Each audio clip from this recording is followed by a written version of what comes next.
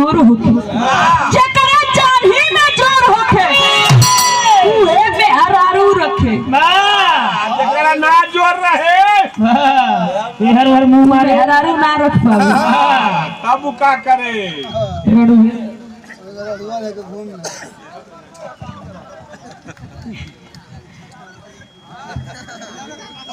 जे शर्त जीते बाबूजी। पहले के जमाना में बूढ़ जवान सयान उम्र लड़का ना देखल जा, जेकरे जांघी में जोर रहे जेकरे बाजू में जोर रहे उहे मेहरारू रखे। नहीं तो आजकल जमाना में तो फेसबुक से प्यार हो जाता, इंस्टाग्राम से मेहरारू मिल जाती, यूट्यूब से मेहरारू मिल जाती, गूगल से मेहरारू मिल जाती, घास गरम मेहरारू मिल जाता है। गोबर से मेहर मिल जमाना इतना आगे हो गई हो। लेकिन बाबूजी बात तो समय के बाद राजा द्रौपदी जी अपने बेटी द्रौपदी को स्वयंवर रच देलन। जब स्वयंवर रचलन की नाही तो शर्त रखलन। का शर्त रखलन?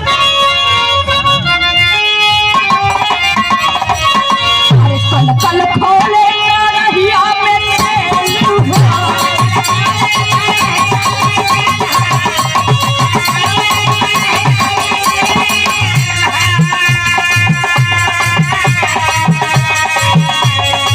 बड़ा मछरिया करे खूबे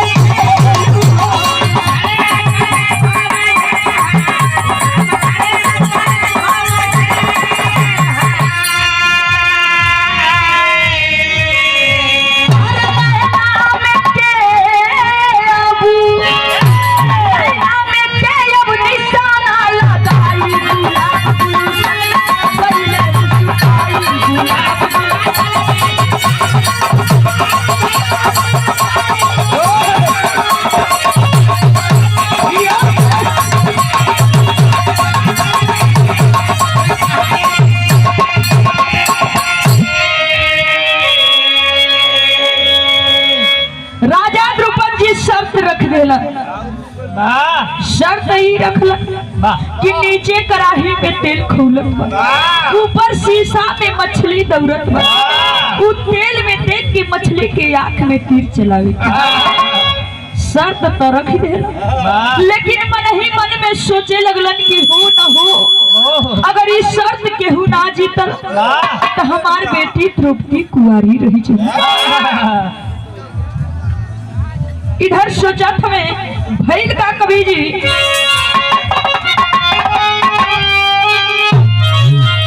अरे बड़े बड़े पीरावन के ढील भैली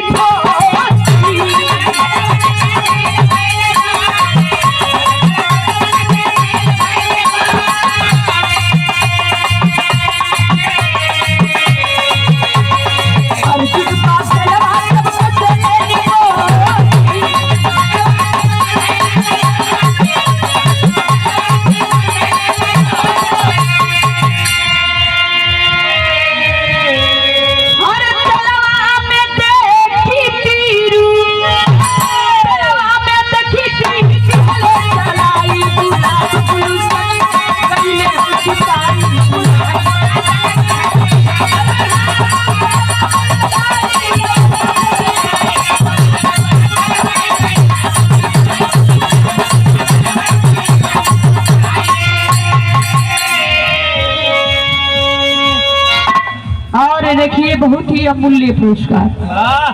आप परम सम्मानित बेचू कवि गुरुजी के आप जीजा जी हैं, आपकी ओर से ये 201 रुपये का सम्मान मिला। नमस्ते प्रणाम बा, आशीर्वाद की कामना बा और कवि जी की भी प्रणाम बा। बहुत नाम सुन ले बनी जब वहाँ के मुलाकात नहीं खे भाई।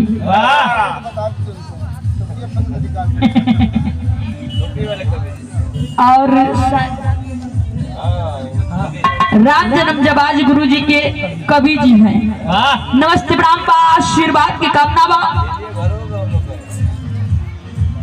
लेकिन बाबूजी राजा द्रौपदी जी इधर सोचत हमें एक से एक वीर योद्धा योद्धा वहां पर आए थे, लेकिन कोई भी उस तेल में देख करके मछली की आंख में तीर नहीं चला पाया। राजा द्रुपद जी सोच गए, लग रहा है यह धरती वीरों से खाली है। क्या कोई ऐसा वीर नहीं इस धरती पर जो इस शर्त को जीत सके? तबले इधर लगना है पूरा एकदम भीम जी छरके, भैया बस आदेश करा, बस आदेश करा, मारा थी गलवा से मछलियां गिर जाए। तब के पटक के चल बैठा। अर्जुन जी खड़ा, अरे अड़ावला बाबू तनी अड़ावला भैया, ढेर छरका मत, यहाँ गदाधारी के नहीं धनुषधारी के काम हो। उधर है बाबूजी युधिष्ठिर जी अर्जुन जी के इशारा कैलन, अर्जुन जी गैला उ तेल में देख के मछली के आंख में तीर चलौलन, खुशहाली के मौका आ गई। भइल का कवि जी